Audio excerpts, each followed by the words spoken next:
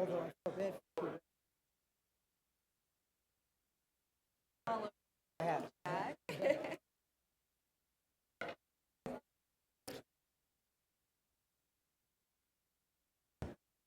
JR, you okay?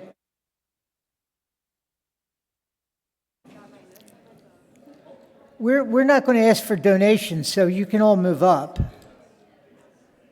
If not, we're going to collect from the back of the room.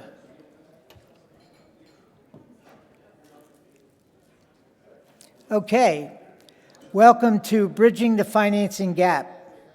This is pretty cool because it's going to show you what we can do when we really set our minds to it. I'm Jack Deanna. I'm chairman of IGSHPA. I'm also the executive director of the Geothermal National and International Initiative. We have on our panel today Andrea Lee from New York Green Bank, Adam Serbit from Good Carbon, Larry Campana from Connecticut Green Bank, and Hannah Zoe Chua Reyes from the city of New Haven. That's all I'm going to say because this is too interesting for me to take up any more of the time. I'm going to let everybody tell you their background. So I'd like to ask Andrea to step up and start us off. Thank you. You're going to switch the name tag so you're not Jack. Oh, okay. All right. Okay. Hi, everyone. I'm Andrea Lee, an associate on New York Green Bank's investments team. And for the past 3 years, I've worked with Good Carbon Co. and Adam to finance deep, affordable housing decarbonization in Buffalo, most recently through the installation of geothermal heating and cooling systems. New York has some of the oldest buildings in the country, and these buildings are contributing a mass of the greenhouse gas emissions in the state. There are an ecosystem of private and public entities that are all working together to make sure that these types of projects have access to the full suite of tools from policy support, incentives, and capital in order to build and scale in New York and create a cleaner and healthier state. New York Green Bank is one piece of that puzzle. We are a division of NY-GEO and the largest green bank in the nation, and have deployed over $2 billion over the past decade towards clean energy projects in New York State. And our mission is threefold. We aim to provide market rate capital to clean energy projects in New York State, primarily through $5 to $50 million project finance style loans. We hope to bridge financing gaps, whether that be financing first-time or smaller borrowers, structuring trickier structures, and also looking into new technology applications, willing to be that first lender to step out there and think about things creatively. Finally, we ultimately aim to crowd in private capital and demonstrate strong investment performance. So your first loan might be with the New York Green Bank, but we ultimately hope that our support helps you and your company to grow and eventually graduate from needing us. Building decarbonization is a key priority for New York State and for New York Green Bank. And over the next 5 years, we're committed to investing 40% of our capital to building decarbonization. And so we are really interested in better understanding what exactly the financing challenges and gaps there are in geothermal and other building decarbonization methods.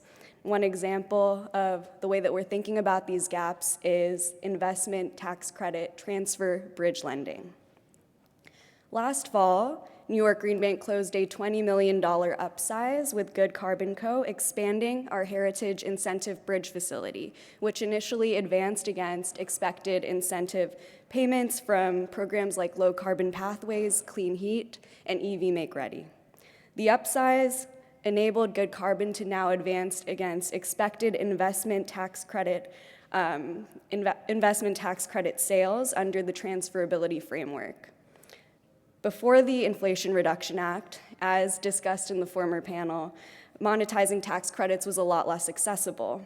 Developers had to attract tax equity investors with large tax appetites through having bigger projects, incurring transaction costs, and entering into really complex structures. With the IRA, there was the creation of transferability, the ability to sell tax credits directly to third parties for cash. This created a much more flexible and liquid market, and expanded the universe of buyers beyond traditional tax equity. So why did this matter for geothermal? Well, as so many people have discussed, GEO requires a large upfront capital investment. And so an ITC transfer bridge loan advances against that future value, providing capital today based on expected proceeds of a sale in the future.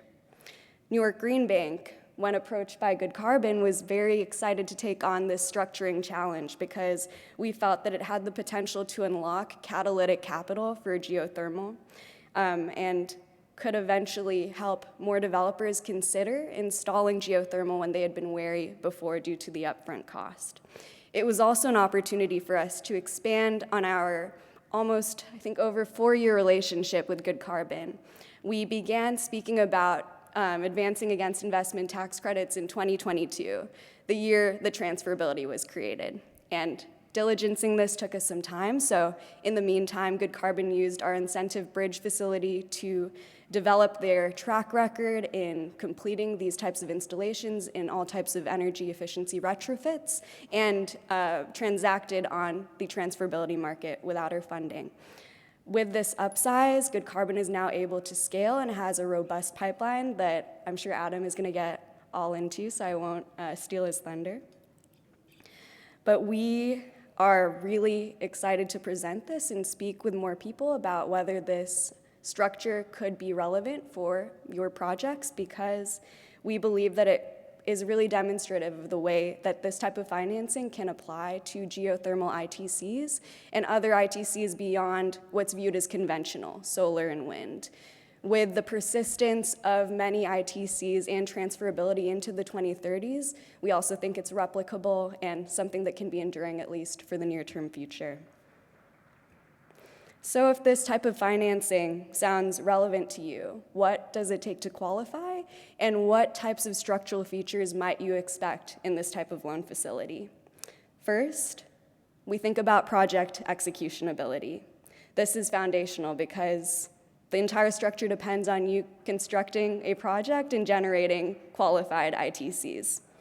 We want to understand your track record, your liquidity position, your construction schedules, and whether you've engaged in any third-party reviews, for example, contracting an independent engineer. And from a structuring perspective, this could translate into protections like step-in rights, contractor replacement rights in a downside, a disciplined draw schedule, and an intentional collateral package. If you meet those threshold criteria of being able to execute, we'd move on to this next level of ITC marketability. Selling the tax credits is our primary repayment pathway, and so we really care about making these credits as attractive as possible and helping you, through our structure, think about that from the start of your project, as the importance of that was really underlined by the previous panel. Factors that can enhance marketability include prior experience transacting on the transferability market or working with an experienced tax advisor, securing a preliminary cost segregation estimate from said advisor, and exploring tax credit insurance. And structurally, we might thinking of more conservative advance rates and estimations of qualified basis. So we might not give credit to adders, but if you earn them, that's your upside at the end of construction. We might also think about tailored funding conditions, required documents, and preliminary drafts of paperwork you'd be expected to deliver at the end of construction to ensure that you're on the right track to earning the credit. So with all of these 3 elements coming together, ITC transfer bridge lending could be a good fit for your project, and we think could be a really effective tool in filling that financing gap and that timing gap of not being able to realize the value of ITCs until construction is complete. If this type of financing or a different type of financing would be helpful to you, we are really keen to talk, and so I'd encourage you to approach me. And New York Green Bank is also reachable at these contacts. We have an evergreen RFP where you can propose, providing off-the-shelf materials about your project, your business, and the proposed financing structure that you're interested in. It's evergreen, so you can apply at any time, and I hope we can all talk more. Thank you.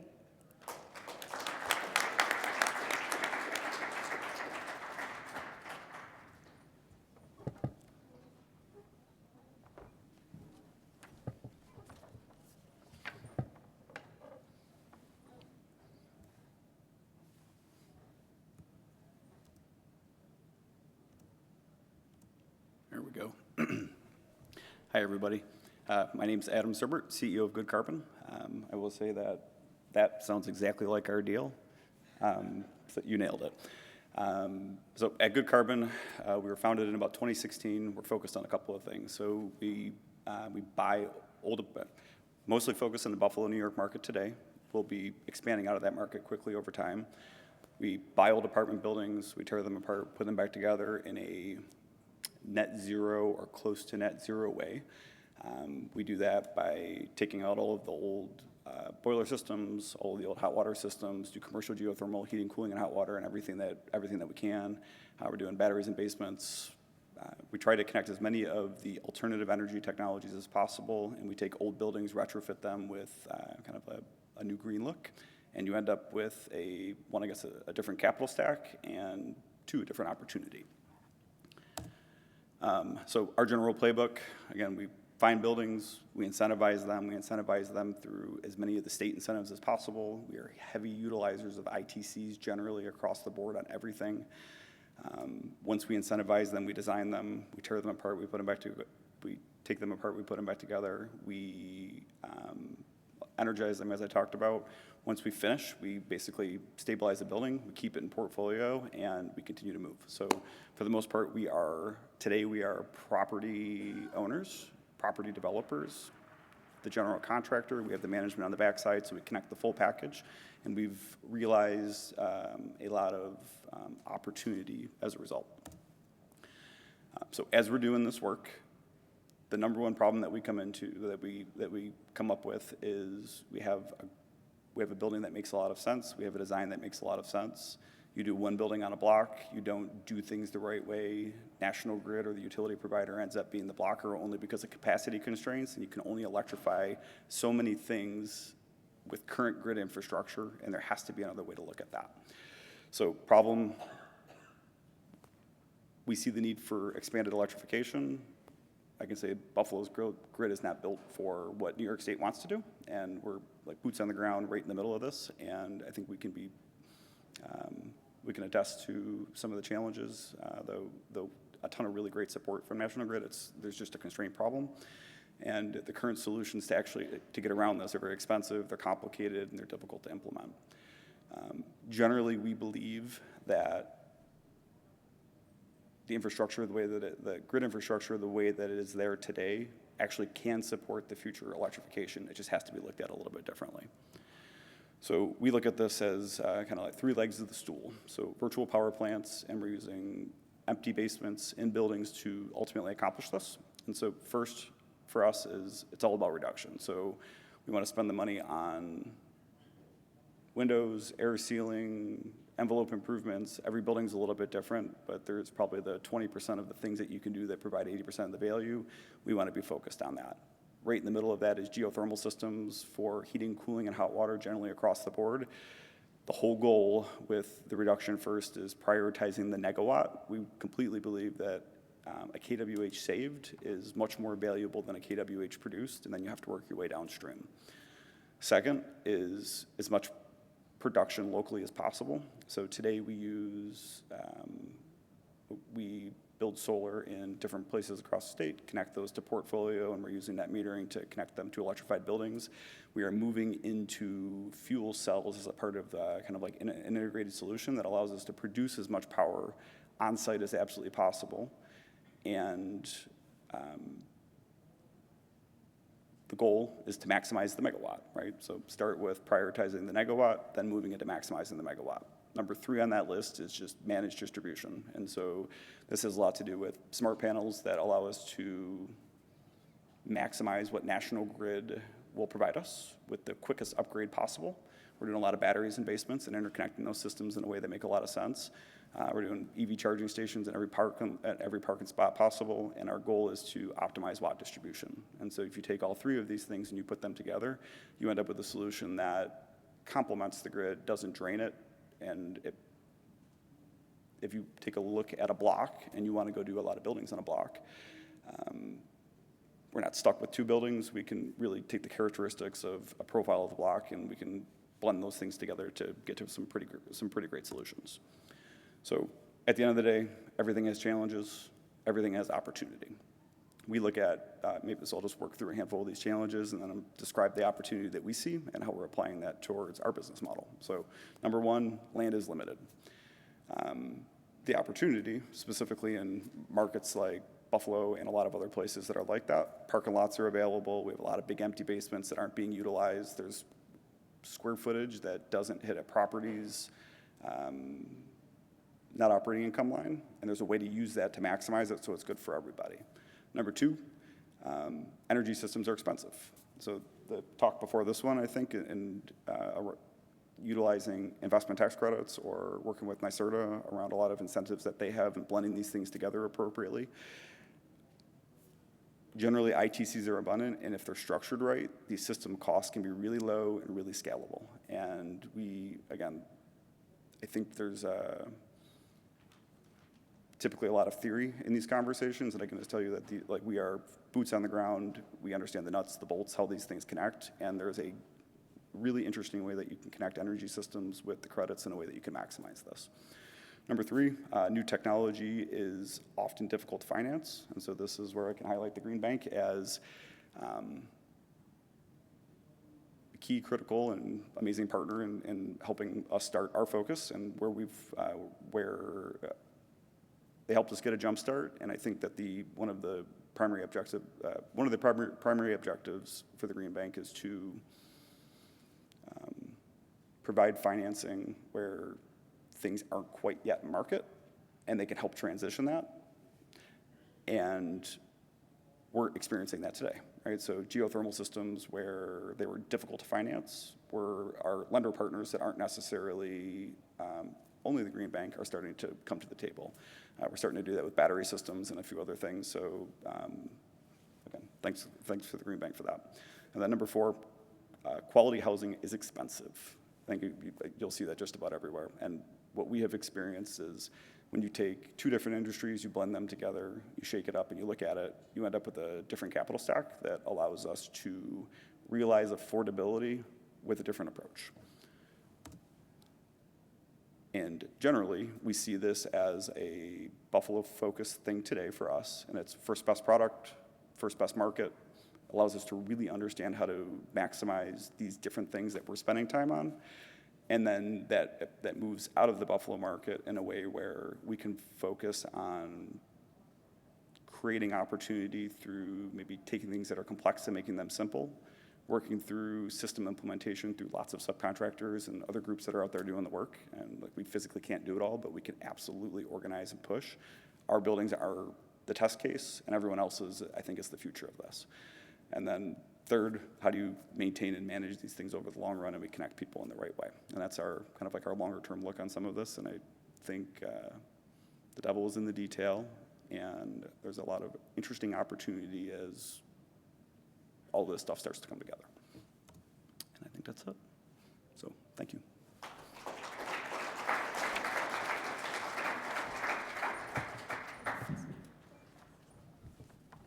Hello, thank you for having me. I'm Larry Campana. I'm on the investments team of the Connecticut Green Bank.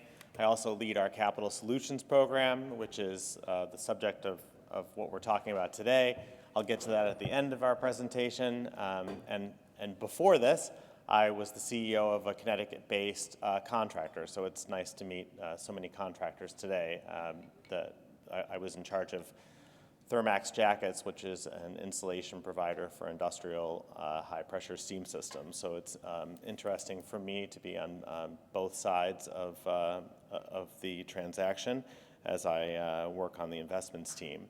So this is a 10,000-foot overview of the Connecticut Green Bank. We are the nation's first green bank. Our secret sauce is that we leverage, similar to the New York Green Bank, is that we leverage a finite amount of public capital with private capital. So the projects that we finance, the projects we own and work on and partner with contractors are meant to be, as you said, close to market, like getting towards market. So we are not a nonprofit, although we don't generate a profit. We are run like an investment bank with a dual bottom line. One, to generate income so that we're able to be self-sustaining and continue to develop projects. But the mission focus of the Green Bank is to support clean energy, support environmental infrastructure, and support the state of Connecticut. So that by partnering with other private lenders, we're able to support that part of our mission, which is supporting the state. We're developing jobs. We're increasing the amount of investment within our state. We're lowering the cost to own a home and to operate a school and to operate a business. But we're also helping those banks. That's part of our mission too. So we're trying to improve the state of Connecticut and also improve the clean energy economy. Besides capital solutions, which again is the focus of this bridge financing, I wanted to focus on two additional methods for financing geothermal that are already operating within the state of Connecticut. One is our Smart E-Loan. All of our products are, in my opinion, innovative finance products. They're ways of using creativity in finance to stand up projects that would not otherwise be able to be financed. Smart E-Loan is just an incredible example of that, where the Connecticut Green Bank has contributed, I think the last number I heard was something like $30,000 over the course of 5 years to this program, like nothing. So if you go into a community bank in Connecticut as a homeowner, you can apply for a Smart E-Loan, which is a lower interest than, for example, a private loan, or certainly than a credit card. And there's dozens of upgrades you can do to your home. You can think of HVAC system, solar financing, new windows, and of course geothermal. Here I'll go to this great example of a geothermal project. If you walked into that bank and applied for this loan, they would give you this lower interest loan that has a loan loss reserve provided by the Connecticut Green Bank. You wouldn't know that you're interacting with the Green Bank at all, but we designed the program, we developed it, we reached out to the banks, we administer it with the banks. We offer a loan loss reserve, which allowed the banks to meet their underwriting criteria. And this is just a really great example of how, with almost no money out the door, we're able to provide a low cost of capital to reduce the cost of owning a home, of operating a home to our homeowners. Profit is generated by these banks. We're hardly out any money, and we're advancing the clean energy economy. This is really applicable to almost all the people in this room because geothermal qualifies for Smart E-Loan. So this is something that a homeowner could finance through this program in Connecticut. So now I just referenced residential. The next one is commercial buildings. The first panel today also referenced our CPACE, which we offer in Connecticut. We are the administrator for CPACE in Connecticut, and we're also a lender into this program. So you can come to the Connecticut Green Bank for a CPACE loan as a building owner. You can also leverage our capital if you are a contractor to benefit a commercial building owner. You can also come to any of like near a dozen lenders in Connecticut that offer this type of financing, and we administer it. Again, similar to what I described before with a community bank, you wouldn't necessarily know that we were involved if you went to another lender, but we are administering that program. So on a very high level, this is similar to a tax assessment that stays with the building even if it's sold. Geothermal does qualify for CPACE financing, So this is something that if you went to a building owner, you could leverage this program to allow them to finance this project. The real key for this is we offer pretty good interest rates, but they're very long term and up to 100% financing. So you can see how a building owner might say, we don't have anything in the budget for this. Well, they wouldn't be out of pocket if it met all the criteria. So this is really something that could go take a building owner from a no to a yes. And with commercial buildings, they can really be some substantial project sizes. This applies to both retrofits and new buildings.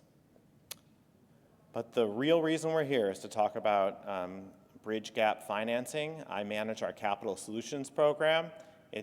We refer to it in-house as our open RFP, similar to how you referred to an evergreen fund. At any time, you could apply as a contractor, or you could apply as a project or a building owner. There really are very few limitations to what this program is able to do. That's by design. We want to meet projects where they are. We will finance in a variety of ways. We've made equity investments. We've made debt investments directly into operating contractors, but most of what we do is project debt financing. This is a little bit more about the program itself. That's kind of what I went over. But here's one of our success stories. Butterfly is a Connecticut company. They do energy contracting for a variety of businesses, but mostly quick service restaurants, what you and I would call fast food. They go in and invest their own equity, but that's backed up by debt. And we were one of the first debt providers that issued $5 million in capital to them, so they were able to purchase the equipment necessary to upgrade those fast food restaurants. And it's just interesting for all of you because this kind of combines both opportunities for capital solutions, which is direct investment into a contractor and also project financing. It's a real success story. They're in every state now, and we've been partnering with them since the very beginning. And here's some other examples of projects that we've financed through capital solutions that I always put on the slide because they're impressive pictures. Everyone likes to see a big piece of equipment. We have done several hydro projects in Connecticut, and we are very excited to be partnering with the city of New Haven for our first geothermal project, which we will finance through our capital solutions program that's specifically focused on a bridge financing for the tax credit. So I'll turn it over, and we're excited to be standing up this new project.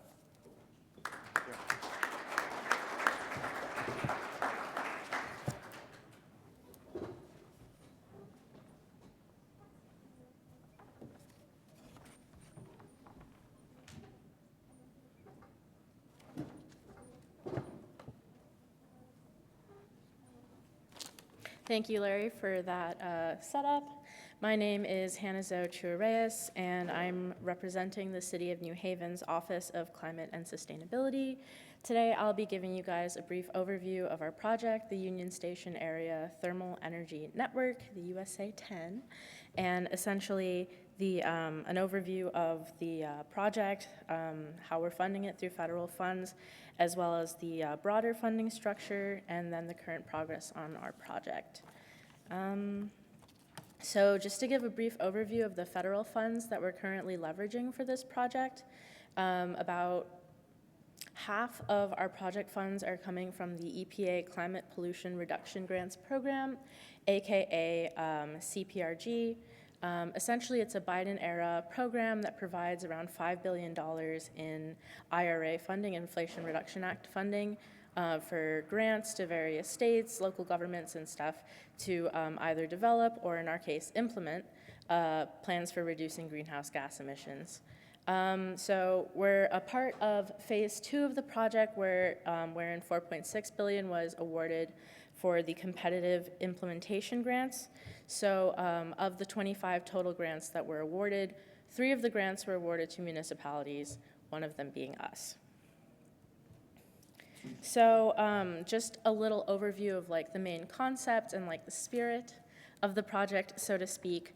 It's a partnership between the city, our housing authority, Elm City Communities, the New Haven Parking Authority, and the Connecticut Department of Transportation, essentially to reduce fossil fuel use in one of the city's most important buildings. It's our train station, and I guess I have another slide on how important our train station is to us. But we just want to be able to reduce climate and air pollution in our neighborhood and kind of create a new model for affordable neighborhood level decarbonization, as well as to provide, really good jobs and apprenticeships for the people in our community. We're thinking about this as a generational investment with the hope that as we develop this thermal energy network, we will be able to expand into other housing developments or even into the other neighborhoods that are in the city. For example, the neighborhood that the project is currently located in is one of our lower income neighborhoods. So thinking about models to make geothermal energy accessible to lower and mid-income people is something that we're really dedicated to. So to give an overview of the project, I'm not going to get too far into the technical details. And essentially, Union Station is, like I said, it's a very historic structure. In 2025, it was 12th busiest Amtrak station. 2024, we were number 10. I think that's more impressive. However, so essentially what you see here is an image of the project site. So within that big triangle is where our bore field is going to be located. We're intending to construct a public square for the community that's connected to the train station, which is that yellow highlighted area down there, and to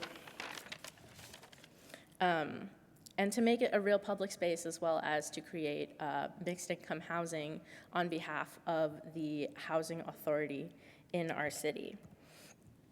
So this housing project, this mixed income housing project, will be new construction, and we will be providing heating, cooling, and domestic hot water to around 541 units of housing, as well as commercial spaces on the first floor.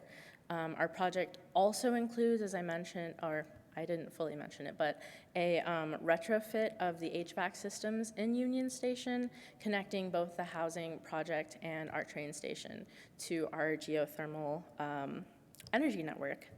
In total, as the project develops, we're currently looking to serve 541 units of housing with this first investment, but in total, the project will be expanded or is projected to be expanded to cover around 2,500 units. Now, to get into the meat and potatoes of our funding, the total cost of the project is pretty much $16.5 million, $9.42 million of which is coming from the U.S. federal government through their climate pollution reduction grant program. We're very fortunate that our geothermal funding was spared from the federal funding purge. And the other part of the funding will be coming from the city, but really leveraging existing funding sources. So the city doesn't actually have the resource. I'm sure that if anyone's worked in municipal government or worked for like a school or anything like that, you know that our financial resources aren't always expansive and we don't have the same access to opportunity for funding. And so we are working on using rebates from Energize Connecticut, which is an energy efficiency upgrade program, as well as taking advantage of the Inflation Reduction Act through their direct pay feature. So that should cover around $6.6 million of our project. However, these are rebates, these are direct pay tax tax incentives. So in order to afford the project up front, we are partnering with the Connecticut Green Bank in order to take out a bridge loan to cover our expenses before we're able to receive reimbursement. So some considerations from our city and for anyone who's really considering taking a path like this for redeeming the ITC, the investment tax credit. Particularly as a municipality, a tax-exempt entity, we are eligible for direct pay. In order to make that work for the city, we are going to own the ground loop as well as in-building heat pump. We are also hoping to get to the meet the domestic content requirement. If you were here for the prior panel to this, because we're beginning construction in 2027, 55% of manufactured product costs are going to have to be from domestic content. Essentially, that started at a lower number and ratcheted up as years passed. I will mention that 40% of the project total cost is going to be funded through the Inflation Reduction Act. We're hoping to actually add on a 10% brownfield adder as well, due to the fact that the site, it's been around a while, and it contains asbestos-containing pipe as well as a petroleum plume, which is bad for the environment, but helpful for taxes, apparently. Some of the advantages of the Connecticut Green Bank loan, we're very, very grateful and excited to be partnering with the Connecticut Green Bank. The interest rate essentially is actually originally, according to the Greenhouse Gas Reduction Fund, our interest rate was originally projected to be 3% on the loan, which is really close to the city bonding rate, which is also effectively 3%. However, due to the change in the federal funding landscape, we will be taking out a loan with an interest rate of 4.25%. The reason that we're choosing to go with this bridge loan as opposed to traditional city bonding is if we were to go through a traditional city bonding route to fund the project, we would actually see a 15% reduction in our direct pay that we would receive from the federal government. So instead of, we have an increased carrying cost of $0.25 million, but we're actually kind of saving maybe $0.75 million in balancing out that 15% reduction. So we have some conditions for our initial funding from the Green Bank. Essentially, that's going to be going through an easement for our pump station and our other geothermal components. As I mentioned, this is a collaboration between the Housing Authority, the Parking Authority, the Department of Transportation, and the city. So there's a lot of ownership kind of questions to solve, as well as going through thermal offtake agreements for the parties and going through a tax advisor for ITC eligibility. In closing, I have just 2 more slides. We are pretty much nearing completion of the design of the ground loop and just beginning our schematic design options for Union Station. We're hoping to close on our financing in June, and we are in the process of developing a utility rate structure. So the process, we haven't begun construction yet, but as other panelists in the panel before us mentioned, it's really important to be thinking about these things before you can start the project. Just another slide on the overall project timeline. So right now, ground loop design and procurement. In 2027, we hope to be installing the network. 2028, we'll see the completion of the system and then ongoing operation of the system. So that is my presentation. Thank you all for your attention and for the opportunity to be here.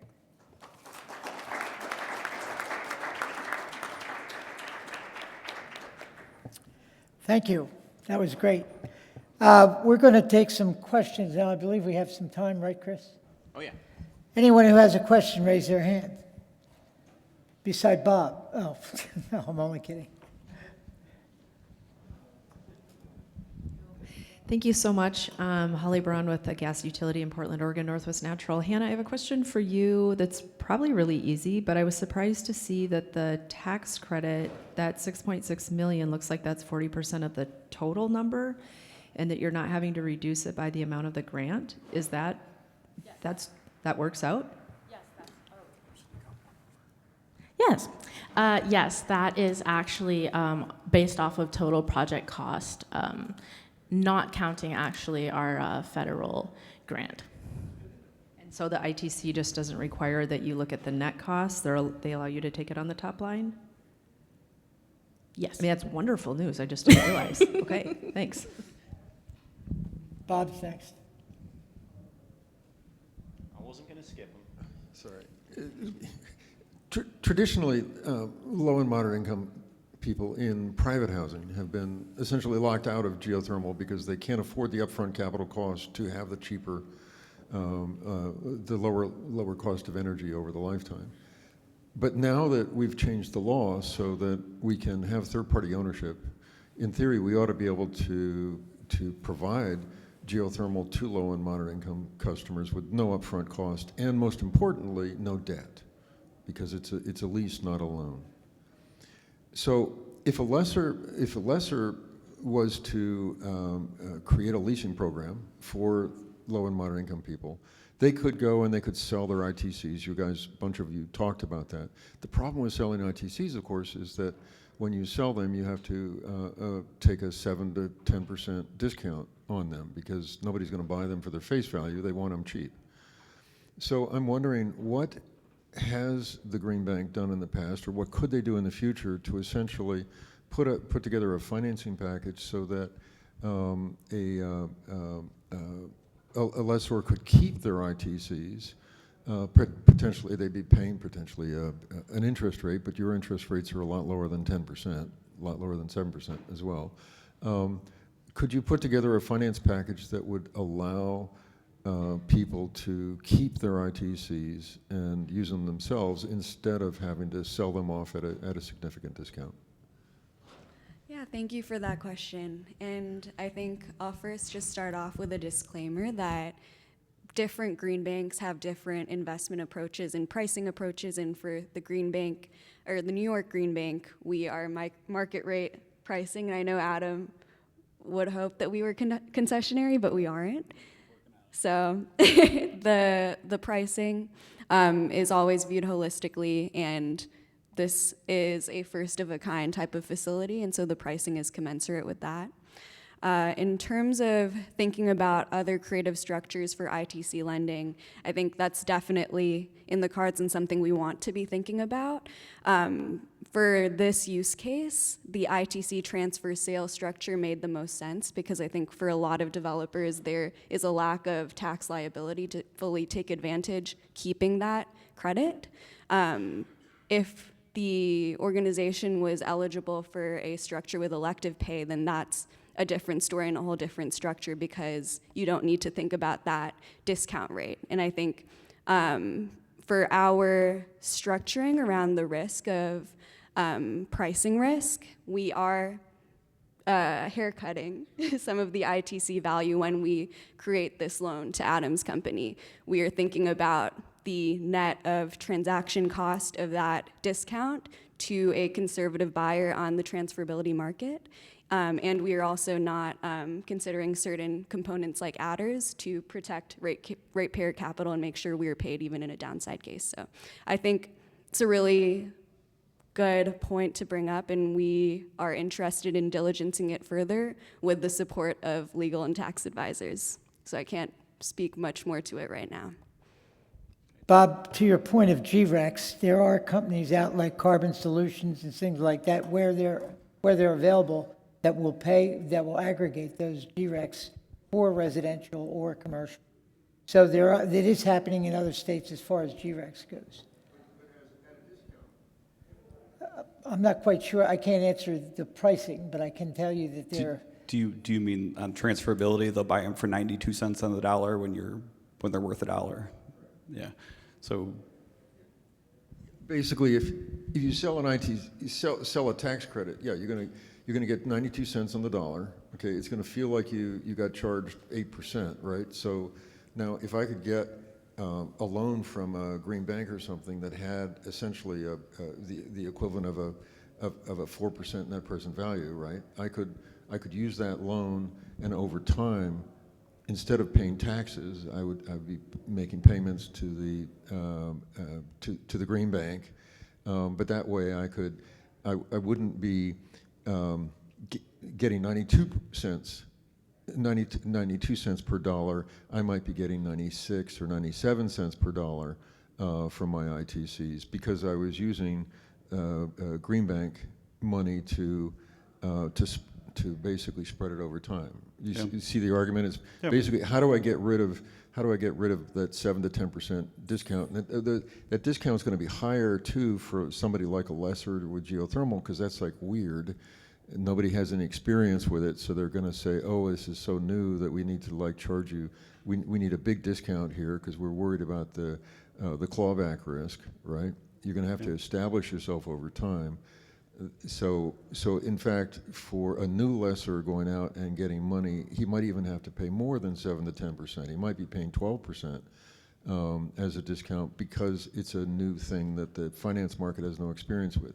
That would make it really desirable for the green bank to come in and essentially backstop that risk by allowing that, by doing things to cut the discount on the ITC. Do you see what I'm getting at? So I can't speak for the green bank, but take a look at a 501c3 or another tax exempt opportunity where dollar for dollar comes in, you have no discount. And on the flip side of that, there's all the depreciation benefit that comes on the for-profit transferability side that's worth a lot.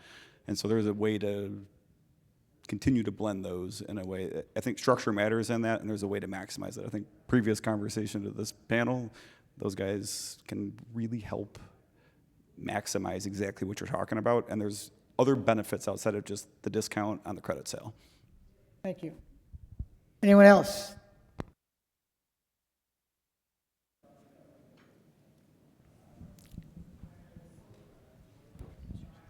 Hello. Sion Lee, Con Edison.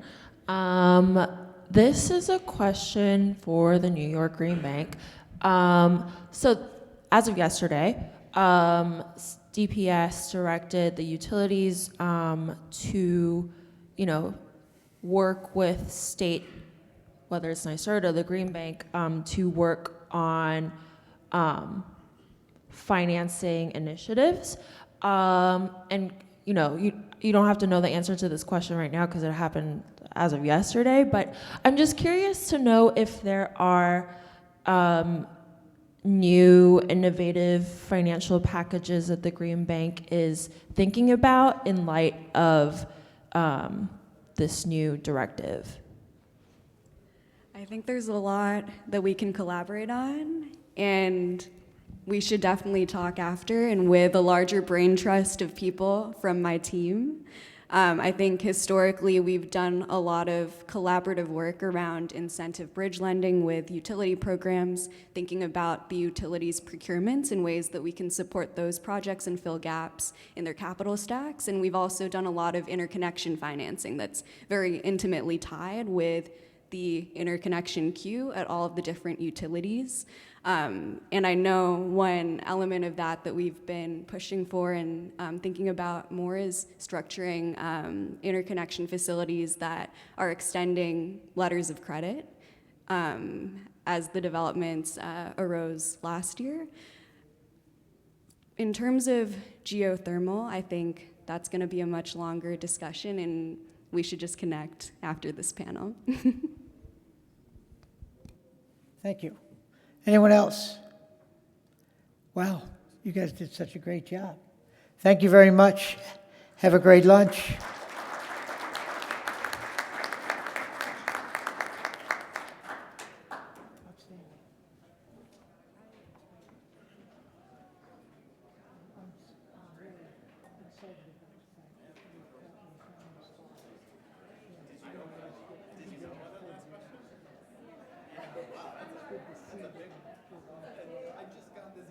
Just now. Just happened. This just happened.